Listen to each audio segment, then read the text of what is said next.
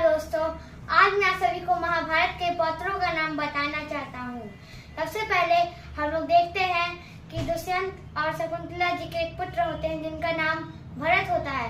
हमारे देश का नाम भी उन्हीं से पड़ा है, भारत। उसके बाद उनके 9 पुत्र थे। उनमें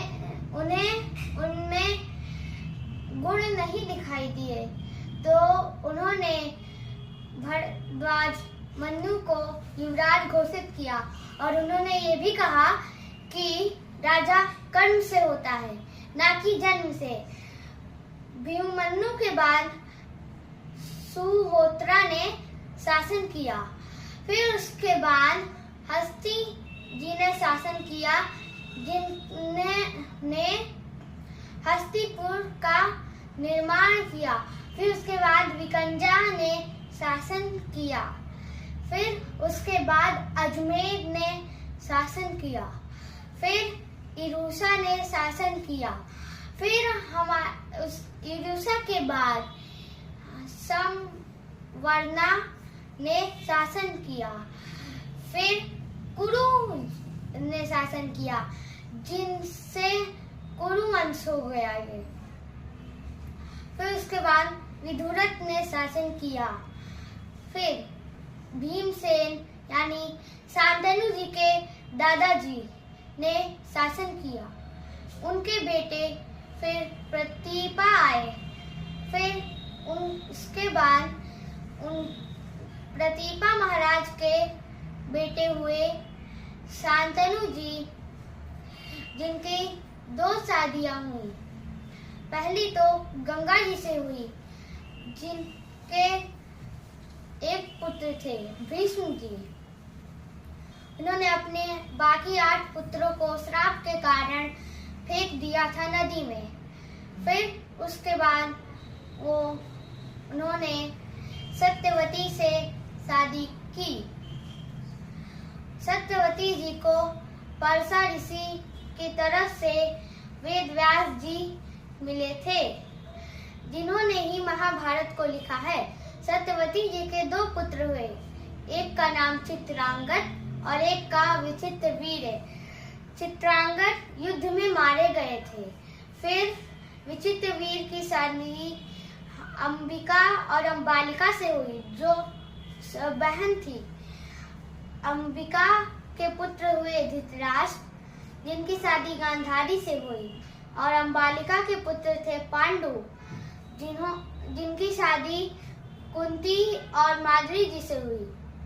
धृतराष्ट्र के 100 पुत्र थे, उसमें से दुर्योधन, दुशासन और दुःशाला ये लोग थे, और बाकी के 97 पुत्र।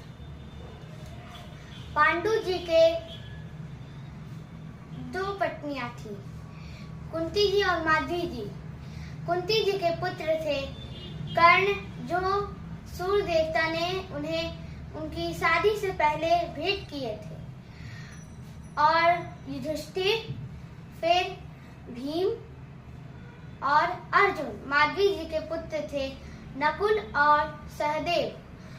और आप सभी को मैं ये बात बताना चाहता हूँ कि पांडु जी के एक और भाई थे, जो दासी के पुत्र थे, महात्मा विदुर, जो बहुत ज्ञानी थे। इतिहास में उनका नाम लिया जाता है। पांडु जी जब खत्म हो गए, तब उनके पुत्र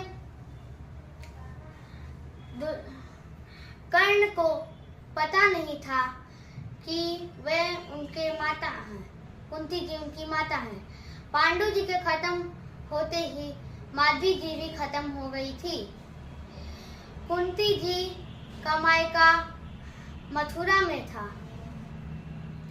उनके पिताजी सूर्यसेन थे।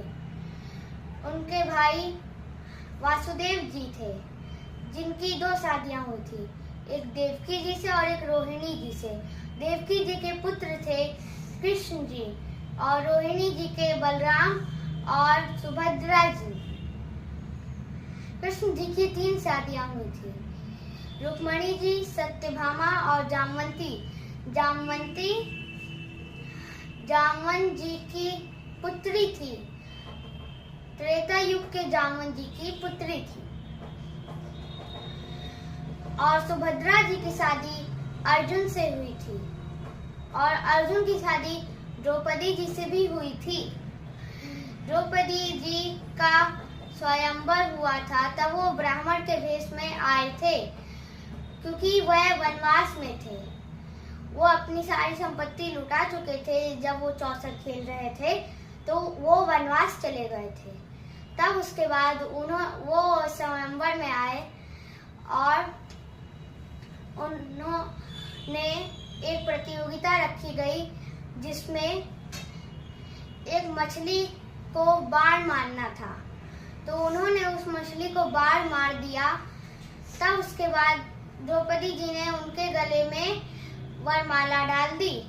फिर जब वो अपनी माता के पास गए 5 भाई, तब उसके बाद उन्होंने कह दिया कि माता हम भिक्षा लाए हैं।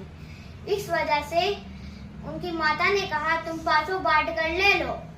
इसी वजह से उन्हें पांचाली भी कहते हैं। अर्जुन जी की दूसरी शादी सुभद्रा जी के साथ हुई थी, जिनके पुत्र थे अभिमन्यु। अभिमन्यु की शादी उत्तरा से हुई थी। द्रौपदी जी की 5 पांडवों से हुई थी, युधिष्ठिर, भीम, अर्जुन, नकुल, सहदेव। भीम जी की शादी हिडम्बा नाम की एक राक्षसी से हुई थी। उनके पुत्र थे घटोत्कच। इनकी शादी मौरवी से हुई थी। उनके पुत्र बर्बरीक थे, जिन्हें आजकल हम लोग खाटू श्याम जी से नाम से जानते हैं।